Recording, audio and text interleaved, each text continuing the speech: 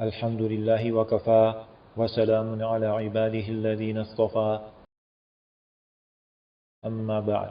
حضرات محترم، یہ ضروریات دین کورس کا سبق نمبر 75 ہے۔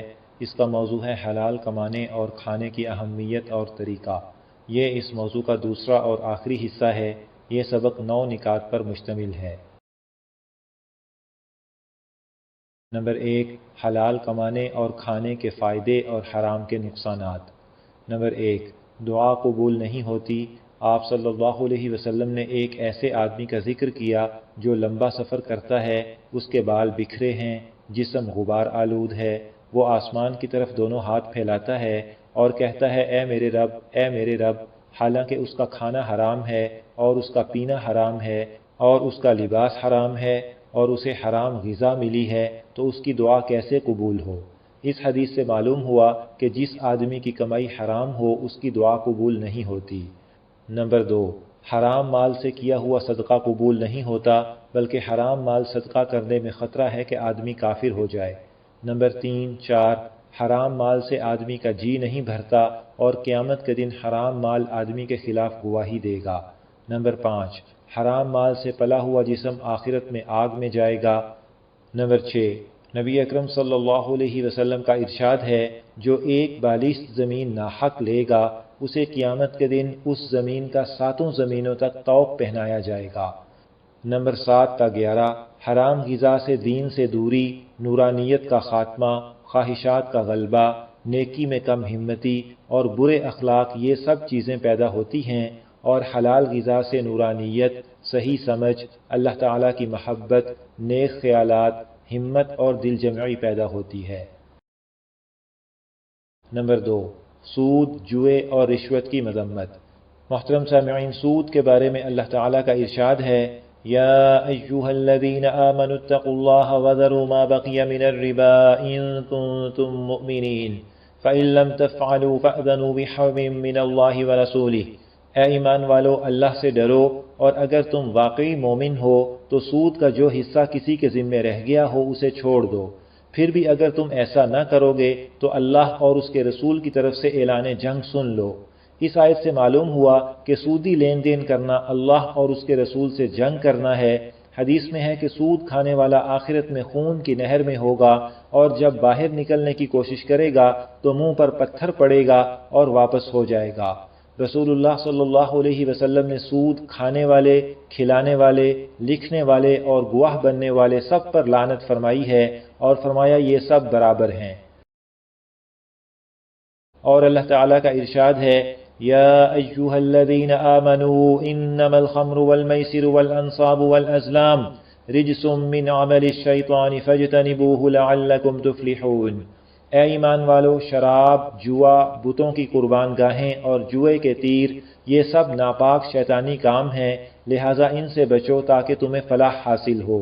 جوئے سے مراد ایسا معاملہ ہے جس میں دوسرے کا سارا مال بھی مل جائے یا اپنا سارا مال بھی ہاتھ سے جائے، اس میں ایک کو نفع ہی نفع اور دوسرے کو نقصان ہی نقصان ہوتا ہے۔ حضرت عبداللہ بن عمرو رضی اللہ عنہ فرماتے ہیں لعن رسول اللہ صلی اللہ علیہ وسلم الراشی والمرتشی۔ رسول اللہ صلی اللہ علیہ وسلم نے رشوت دینے اور لینے والے پر لعنت فرمائی ہے۔ رشوت کے معنی یہ ہیں کہ جس چیز کا معاوضہ لینا شرعاً درست نہ ہو اس کا معاوضہ لینا، جیسے مثلا ایک کام کسی شخص کی ذمہ داری میں داخل ہے، اس پر وہ کسی سے پیسے لیتا ہے تو یہ رشوت ہے۔ نمبر 3، سودی معاملات کی کچھ صورتیں۔ نمبر 1، قرض پر مشروط نفع سود ہے، جیسے مثلا 10,000 قرض دینے پر 11,000 وصول کرنے کی شرط ٹھہرانا یا اور کسی قسم کا نفع لینے کی شرط لگانا۔ نمبر 2، سودی بینک، پوسٹ آفس یا قومی بچت اسکیم وغیرہ اداروں سے ماہانہ بچت کے نام پر ملنے والی رقم سود ہے۔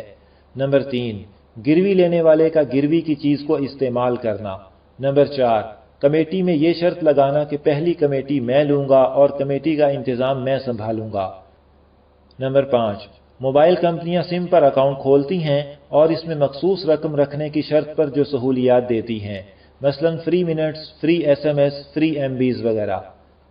نمبر 6، شریعت کے خلاف کوئی شرط لگا کر خرید و فروخت یا کرائے کا معاہدہ کرنا۔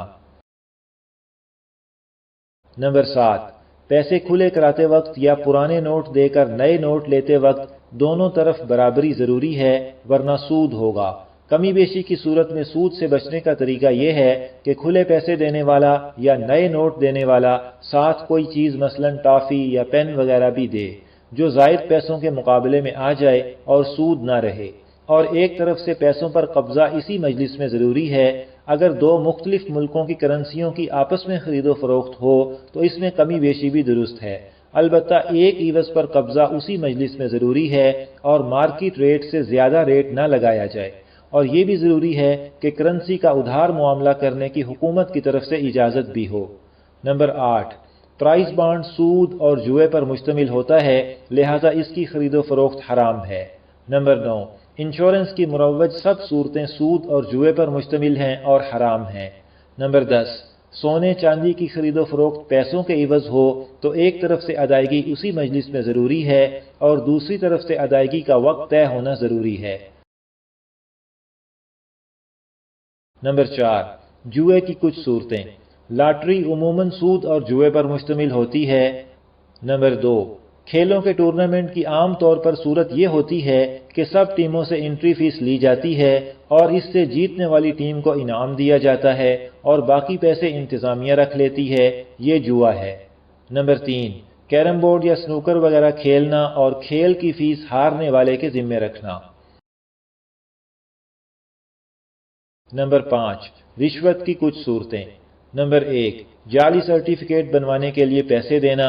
نمبر 2، اپنی باری سے پہلے کام کرانے کے لیے پیسے دینا۔ نمبر 3، مختلف قسم کے ٹھیکے حاصل کرنے کے لیے پیسے دینا۔ نمبر 4، ووٹروں کو پیسے دینا۔ نمبر 5، میڈیکل سٹور والے یا لیبارٹری والے یا فارماسیوٹیکل کمپنیاں ڈاکٹروں کو کمیشن دیتے ہیں اس بات پر کہ ہمارے سٹور پر مریض کو دوائی کے لیے بھیجیں یا ہمارے پاس ٹیسٹ کے لیے بھیجیں یا ہماری کمپنی کی دوائی لکھیں۔ اگر رشوت کے بغیر ظلم سے بچنا یا اپنا حق وصول کرنا ممکن نہ ہو تو ایسی صورت میں رشوت دینے والا گنہگار نہ ہوگا، البتہ لینے والے کے لیے یہ بھی حرام ہے۔ نمبر 6، 7، 8، پگڑی، ملازمت اور بھیک دینے کے بارے میں ضروری وضاحت۔ آج کل پگڑی پر دکان وغیرہ کا لین دین ہوتا ہے، یہ معاملہ جائز نہیں، البتہ اس میں کچھ ترامیم کر کے یہ معاملہ جائز ہو سکتا ہے، ضرورت پڑنے پر اس کی تفصیل معلوم کر کے اس کے مطابق عمل کرنا لازم ہے۔ ملازمت کے اوقات میں بلا اجازت ذاتی کام کرنا یا وقت کی پابندی نہ کرنا یا وقت ضائع کرنا یا محنت سے کام نہ کرنا، یہ سب امور ناجائز ہیں اور ان سے آدمی کی کمائی میں حرام کی آمیزش ہو جاتی ہے۔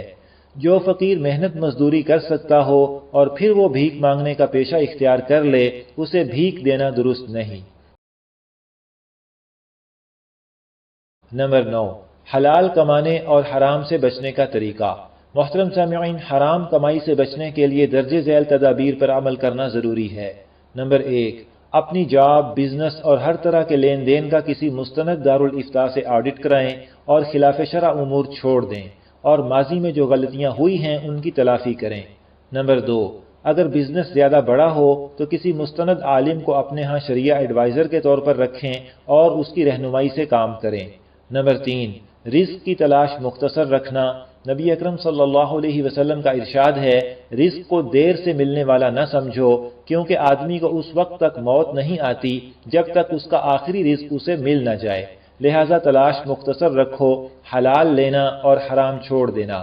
نمبر 4، اللہ تعالیٰ پر بھروسہ رکھنا۔ رسول اللہ صلی اللہ علیہ وسلم کا ارشاد ہے، ماں کے پیٹ میں جب بچے میں روح پھونکی جاتی ہے تو فرشتے کو 4 چیزیں لکھنے کا حکم ہوتا ہے: بچے کا رزق، موت، عمل اور انجام۔ جب طے شدہ رزق مل کر ہی رہے گا تو پھر ناجائز طریقے کیوں اختیار کیے جائیں؟ نمبر 5، اللہ تعالیٰ کے دیے ہوئے حلال رزق پر دل و جان سے راضی ہو جانا۔ نبی اکرم صلی اللہ علیہ وسلم کا ارشاد ہے، اللہ تعالیٰ بندے کو دے کر امتحان لیتے ہیں، جو ان کی تقسیم پر راضی ہو جائے اسے برکت اور وسعت دیتے ہیں اور جو راضی نہ ہو اسے برکت نہیں دیتے۔ نمبر 6، اپنا خرچ آمدنی کے مطابق رکھا جائے اور رسم و رواج کو بالکل چھوڑ دیا جائے، اور جو مالی لحاظ سے اپنے سے کم ہو اسے دیکھا جائے، اور اللہ تعالیٰ کا شکر ادا کیا جائے۔ نبی اکرم صلی اللہ علیہ وسلم کا ارشاد ہے، اپنے سے نیچے والے کو دیکھو، اپنے سے اوپر والے کو نہ دیکھو، اس سے اللہ تعالیٰ کی دی ہوئی نعمت کو حقیر نہ سمجھو گے۔ اور مسلمانوں کی معاشی بدحالی اور تباہی کا ایک بنیادی سبب بے فکری اور بد انتظامی کے ساتھ خرچ کرنا ہے۔ یہاں پر ضروریات دین کورس کا سبق نمبر 75 مکمل ہوا۔ انشاءاللہ تعالی سبق نمبر 76 کا موضوع ہوگا وصیت اور وراثت کے فضائل و احکام۔ اللہ تعالی ہم سب کو حلال کمانے اور حرام سے بچنے کی توفیق دیں، آمین۔